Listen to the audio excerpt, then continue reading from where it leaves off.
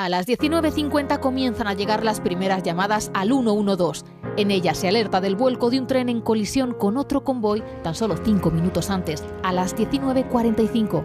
También que hay personas heridas y atrapadas en el interior.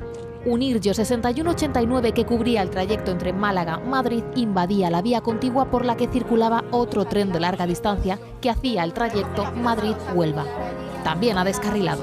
Tenemos que hablar en el día de hoy del accidente ferroviario de Adamuz en Córdoba, que arroja una cifra provisional de 41 muertos. Según las últimas actualizaciones de este martes, los heridos superan los 150 y tras el alta de 10 hospitalizados, el número de pacientes queda en 39 personas hospitalizadas, de las cuales 13 permanecen en la UCI. Ha habido 43 denuncias de desapariciones que se han registrado en las comandancias de la Guardia Civil de Huelva, en Córdoba, en Málaga, en Sevilla e incluso en Madrid, pero se ha comprobado que había 3 sobre la desaparición de una misma persona. Tampoco hay una cifra de personas no localizadas. El listado del total de los pasajeros que viajaban en ambos trenes se cifra provisionalmente en 527 personas, que supera con creces la cifra de 300 pasajeros del Irio y 186 del Albia que ofrece el Ministerio de Transportes, citando informaciones de ambas compañías. Un accidente brutal, y es verdad que, según lo que informa el ministro de Transportes Óscar Puente en varias entrevistas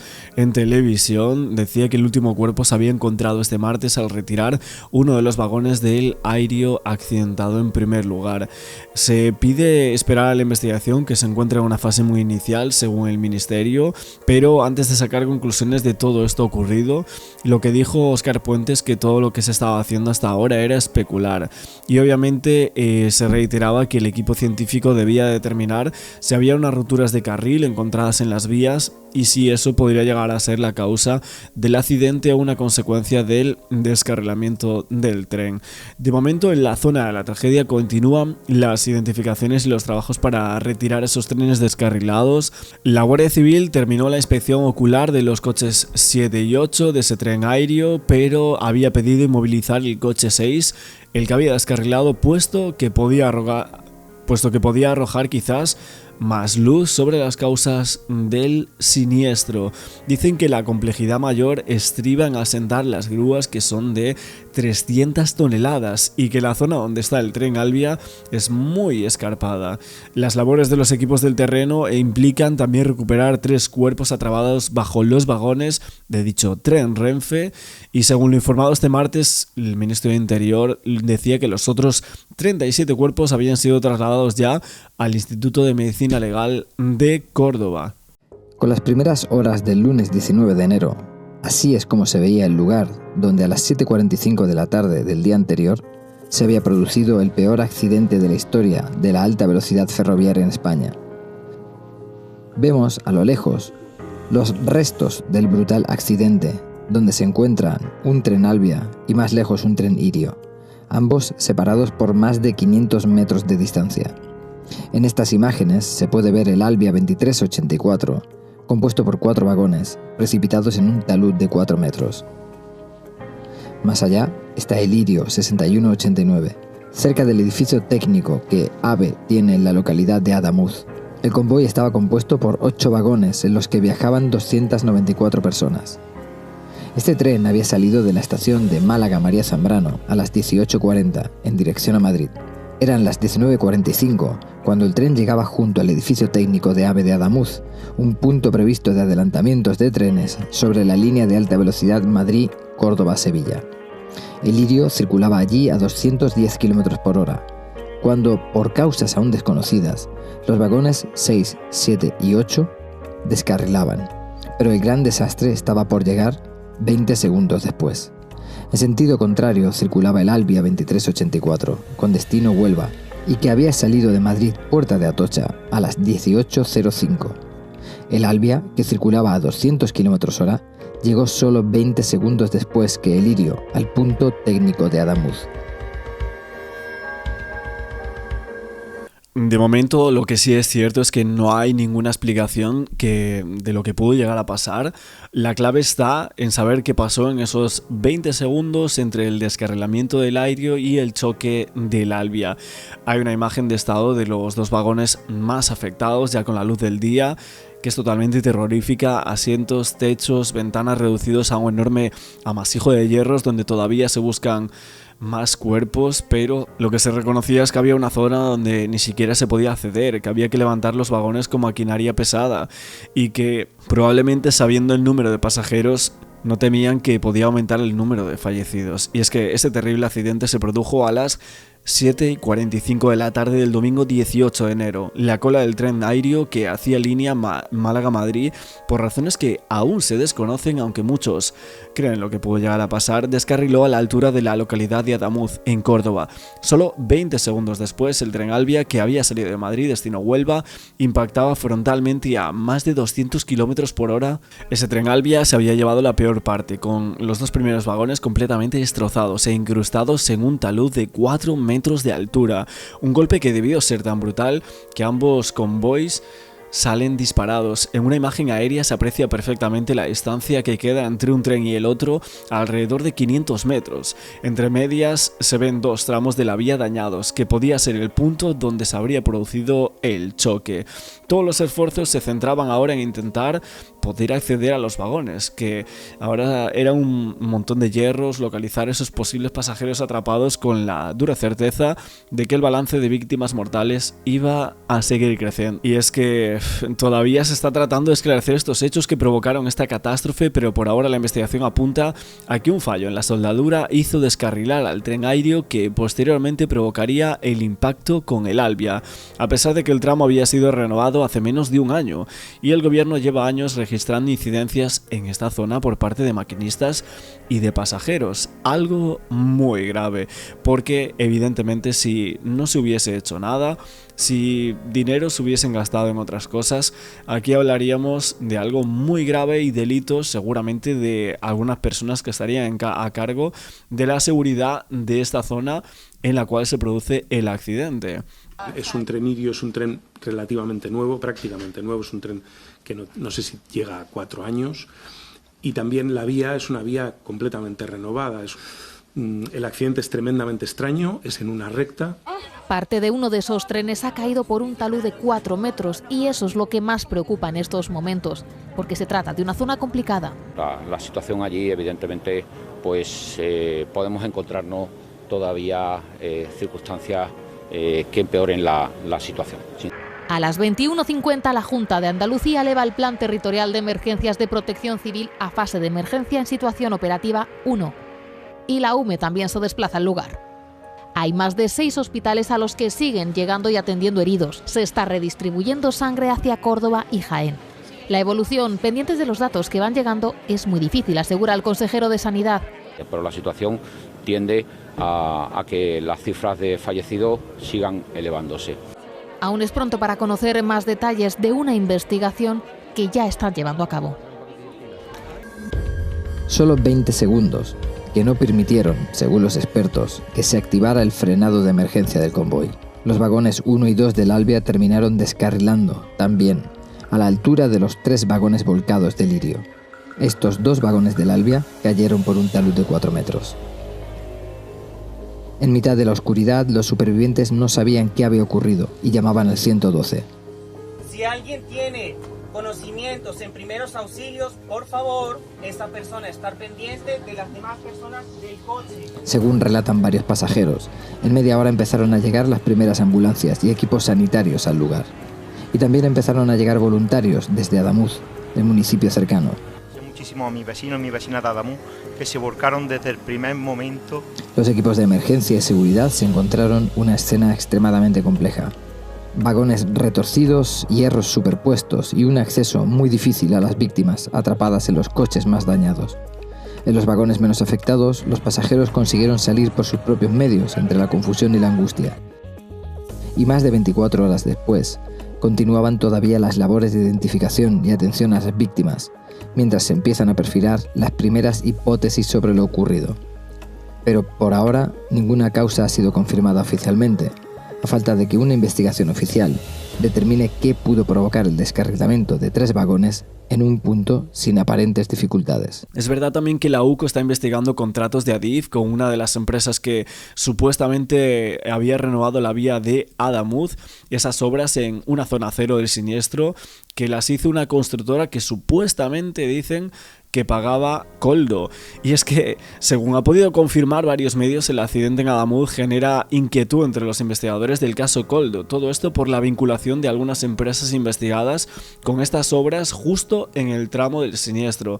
Todo esto hace mención concreta a 2 expedientes de ejecución de las obras correspondientes al proyecto de renovación de desvíos en la línea de alta velocidad Madrid-Sevilla. Eran 2 contratos que correspondían a la fase 1 y a la fase 2 de estas actuaciones sobre los desvíos, unos elementos técnicos que bifurcaban las vías con un importe respectivo de entre 21 y 26,8 millones de euros. De hecho, los suministros necesarios van aparte y elevarían el coste hasta cerca de los 100 millones. Es verdad que Adif licitó la primera de las fases en marzo de 2021, cuando todavía era ministro de Transportes José Luis Ábalos y también Isabel Pardo de Vera, que estaba al frente del ente que gestionaba estas vías ferroviarias, y se adjudicó en septiembre cuando ya se había producido el cambio en el ministerio y su titular era Raquel Sánchez. Pero es verdad que la fase determinante del concurso se produjo bajo el mandato de Ábalos. Unas fechas, según confirman fuentes de investigación a los diarios de España, sitúan en plena investigación sobre las mordidas de ese caso de corrupción a una de las empresas que figura en la UTE que realizó las obras. Sería Advi, una constructora andaluza que junto a la Compensa Ferrovial y otras se comprometió a renovar todos los desvíos de la línea que une Sevilla y Madrid en AVE.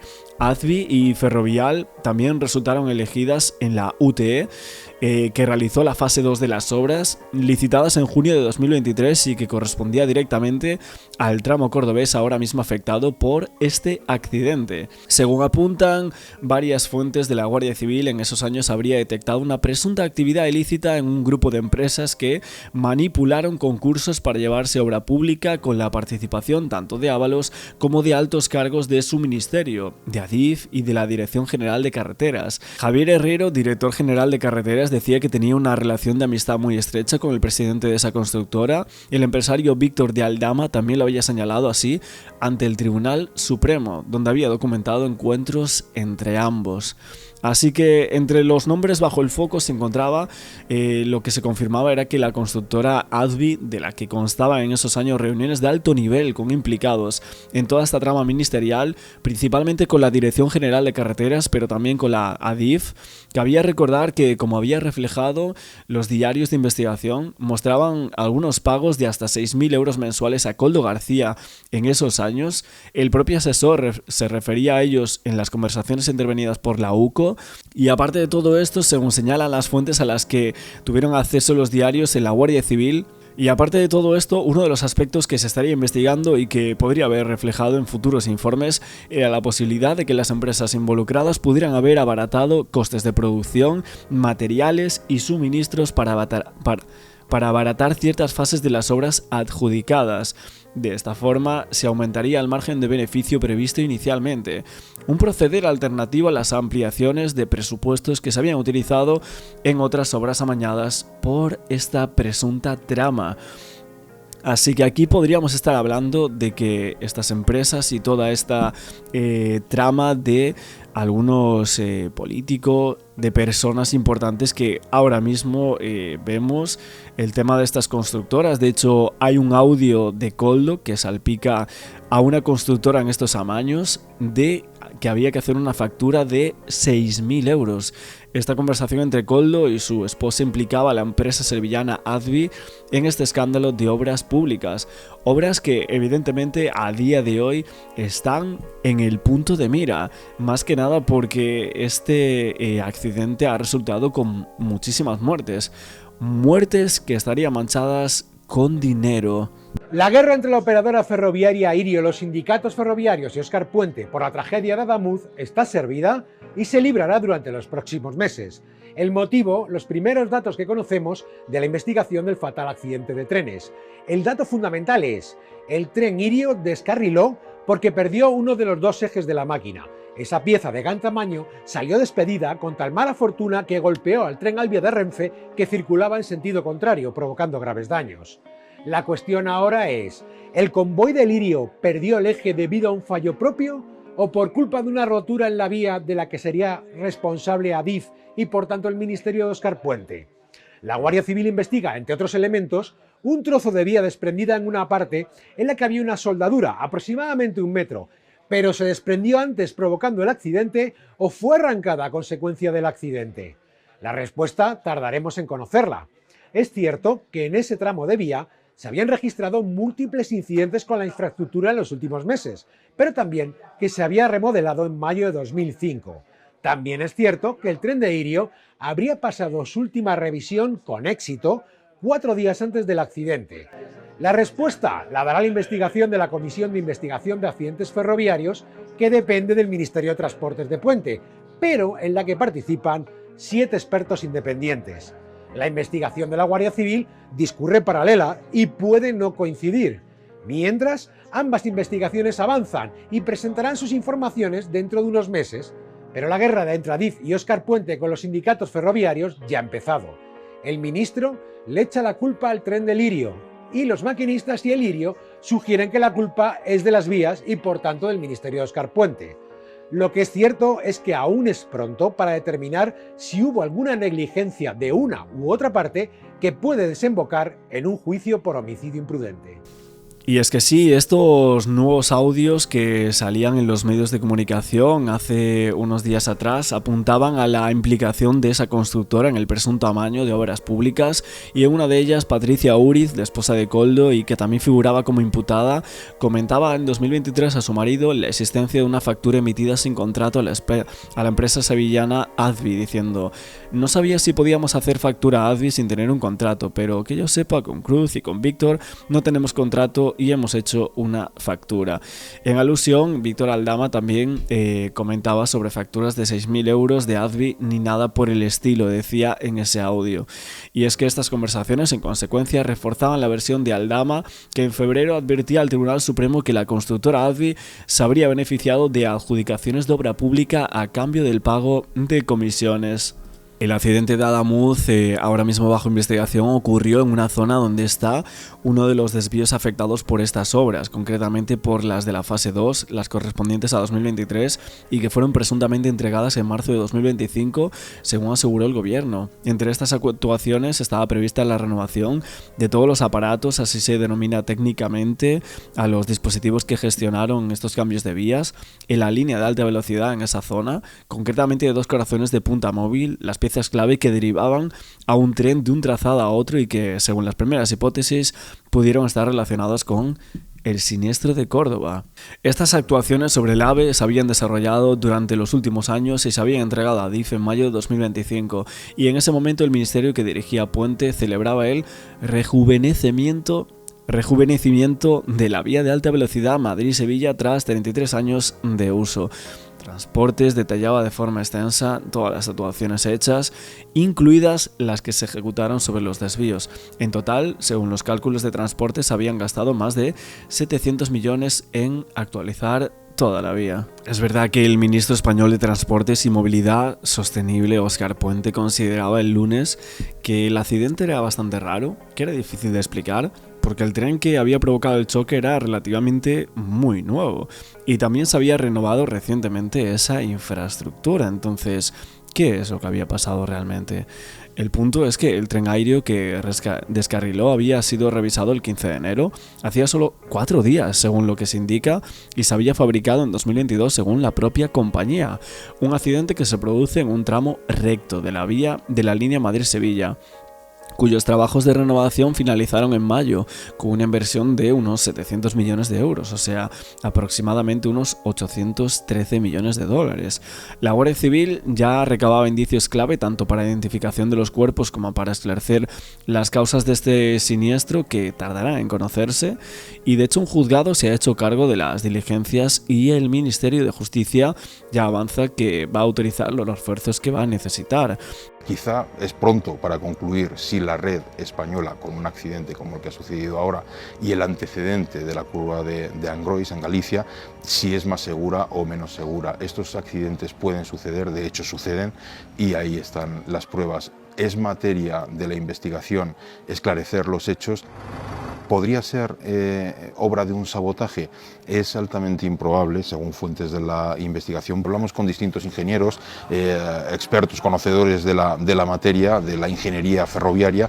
Comentan que un fallo en la vía, un pequeño fallo prácticamente indetectable en la vía, puede sobrevenir una sobreactuación del tren. Esto es, incluso en una avería, en los bogies de los trenes, que hacen que el convoy pues pierda la circulación normal, ¿no? Que pierdan la vía. Todos los expertos en materia ferroviaria que han estado hoy aquí, que están en este centro, y los que hemos podido consultar, pues están tremendamente extrañados del accidente. Este tramo de la línea Madrid-Sevilla fue renovado o terminado de renovar en mayo del año pasado, o sea, solo hace 6-7 meses, con una inversión de 700 millones de euros. Es una de las partes de la línea que soporta mayor tensión de tráfico. Y también te diría que el tren de Irio, por su peso y por las características de tracción, es de los más exigentes con la infraestructura ferroviaria. Eso no quiere decir que su paso esté contraindicado. De hecho, se trata de un tren homologado y que rueda o ha rodado sin problemas graves o de consideración por la red de Adif desde noviembre de 2022. Adif sí reporta en sus redes sociales incidencias en el entorno del lugar del siniestro, del trágico siniestro, que bueno, son resueltas con el mantenimiento ordinario. No son incidencias en este caso graves, pero sí afectan a una señalización que habría sido renovada con las inversiones de Adif en los últimos años, y que culminaron con una inversión de 700 millones de euros. De hecho, en el tramo afectado por este siniestro hay hasta 4 proveedores de servicios de seguridad relacionados con la vegetación que circunda a las vías, con la infraestructura, con la electrificación, o sea, con la catenaria. Se lleva un mantenimiento supuestamente al milímetro de vía, que expertos, eso sí, dicen que debe ser intensificado sencillamente por el esfuerzo a que está siendo sometida esta infraestructura.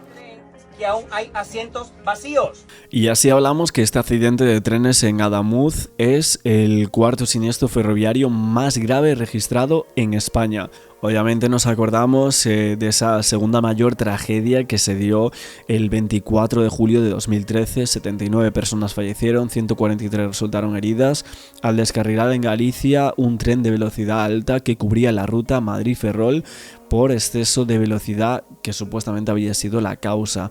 Luego el accidente con más víctimas mortales ocurrió el 3 de enero del 1944 a la salida de la estación leonesa de Torre del Bierzo, cuando un tren Madrid-Galicia chocó con una locomotora en maniobras.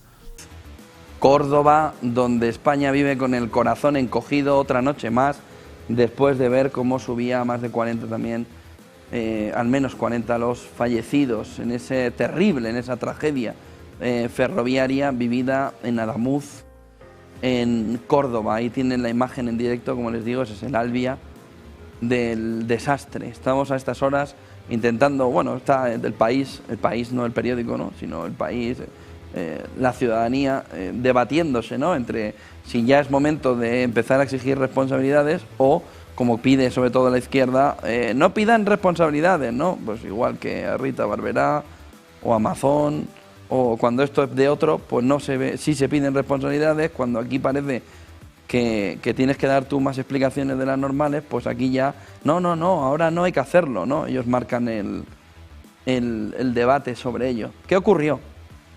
9 y 11, es el elemento fundamental. Enseguida entramos en la apertura y en el análisis, pero ¿qué ocurrió? Es el punto clave. En primer lugar, lo que sucedía, ese tren esos 3 coches de Irio descarrilando, los de cola, lo que decía el ministro Puente de que era raro, cuando iba a 205 km por hora, en un tramo permitido hasta 250 km hora, el tren invade la vía contraria, 20 segundos después, el Albia a 210 km hora, también dentro del límite, impacta con el Irio. El Irio logra frenar metros después, cerca de la estación técnica. Ese margen tan corto de tiempo, 20 segundos, es clave porque ha reducido la capacidad de reacción humana y también al sistema automático. ¿Qué causas se investigan o por dónde parece que va la investigación, que tendremos que ver en los próximos días?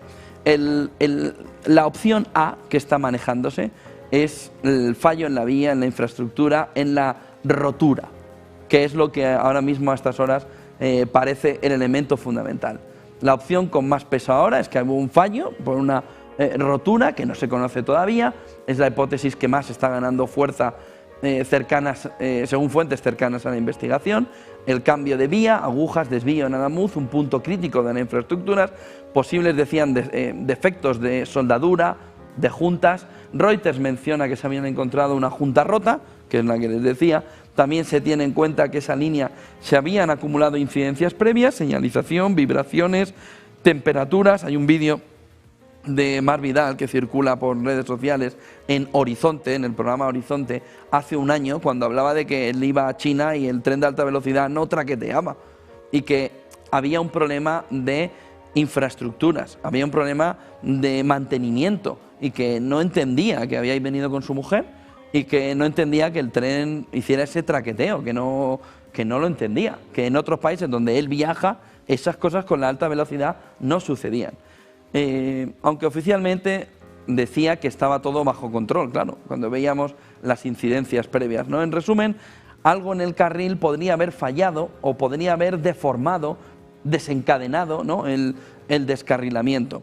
La opción B, ya les digo que esta es la que ya parece que coge mayor peso, ¿no? La opción B es que aunque el tren fuera nuevo, es de 2022 y con una revisión reciente, pues también hay que seguir investigando que no hubiese un fallo mecánico, unos bogies, unas ruedas, los ejes, la suspensión, algún problema técnico que afectara a la estabilidad.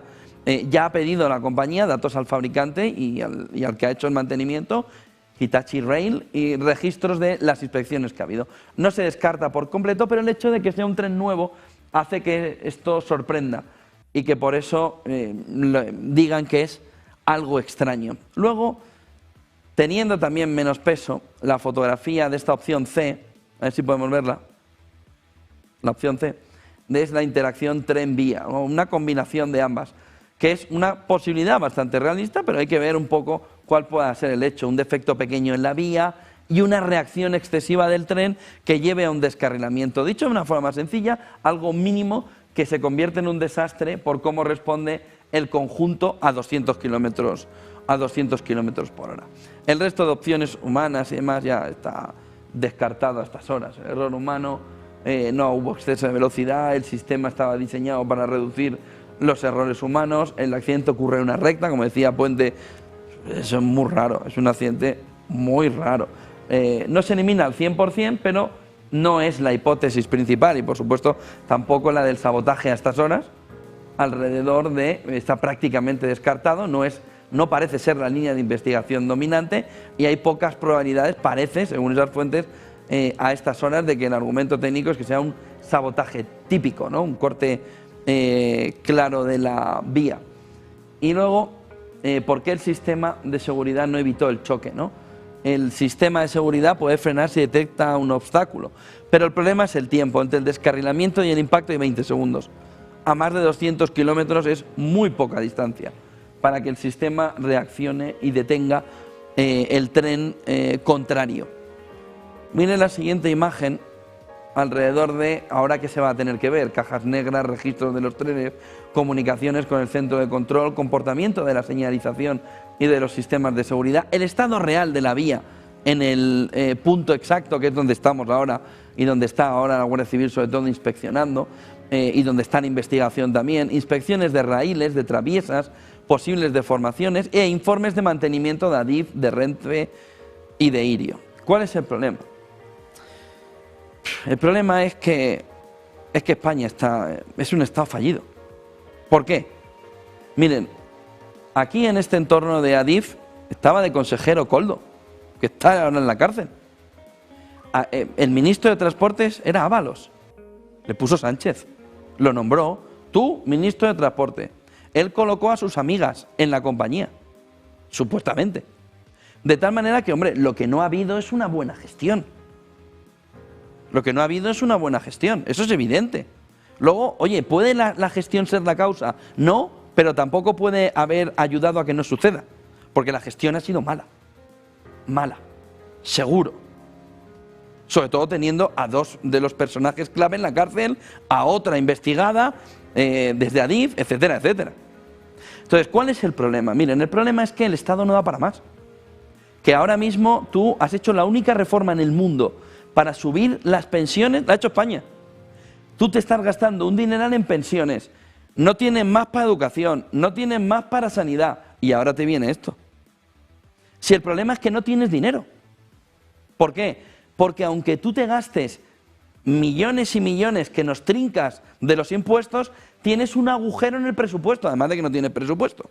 Con lo que es el concepto de Estado fallido. Solo puedes mantener a los que te van a votar, pero incluyendo a los pensionistas, solo puedes mantener a los que te van a votar a cambio de rezar para que no suceda nada. Ya te ha pasado. Ya ha sucedido. ¿Qué es lo que te lleva a esto? Te lleva a que lo primero que tienes que hacer es irte. Convocar elecciones y que la gente decida cuál es el camino, porque igual en esas elecciones se decide en el planteamiento que igual las pensiones hay que tocarlas a la baja, que igual hay que tener un poquito menos de pensiones para tener un poquito más de mantenimiento de la vía. Quien coja hoy el AVE ve un traqueteo del tren y hoy está sufriendo. ¿Qué es lo que tenemos? Lo que tenemos es un Estado que ya no funciona. Lo que tenemos es un Estado que lo hemos destrozado tanto que ahora ya no vale. Ya no te sirve. No tienes dinero para hacer las cosas. Eres un Estado quebrado. Eres un Estado fallido. No, mira que estás sacando dinero. Bueno, ayer el comentario de la mayoría de compañeros periodistas que se iban en coche hacia Córdoba es: con lo que se paga de impuestos, con lo que ha sucedido y los boquetes que había en la carretera yendo para Córdoba, es que ya no aguanta el país. Porque tú puedes aguantar un tiempo, pero no puedes aguantar toda la vida, ni mintiendo, ni no haciendo lo que tienes que hacer. El Estado tiene una inercia que va manteniendo los servicios básicos, pero es que ahora ya no los mantienes, no puedes. El Estado está cao. Está cao. Esto solo lo arreglan unas elecciones y una reorganización de lo que estamos gastándonos. Oiga, usted no puede hablar de las pensiones, es necesario. Y además, el pensionista lo va a entender. No nos da para más. No podemos seguir revalorizando las pensiones al ritmo que estamos, porque si no, a cambio, Adamuz. Y mañana será otro Adamuz.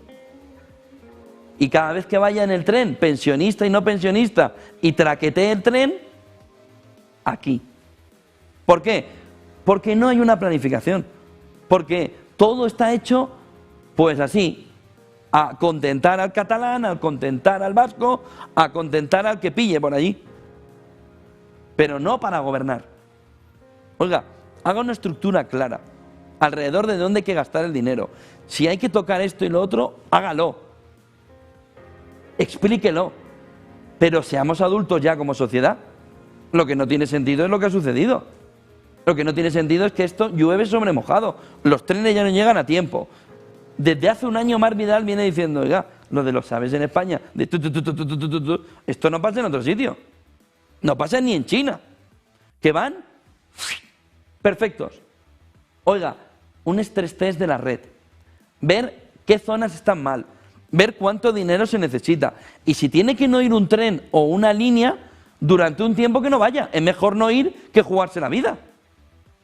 Y a partir de ahí reorganizar un buen pacto de Estado y que diga: vamos a gastarnos el dinero en esto que es necesario. ¿Por qué? Porque si no, muere gente.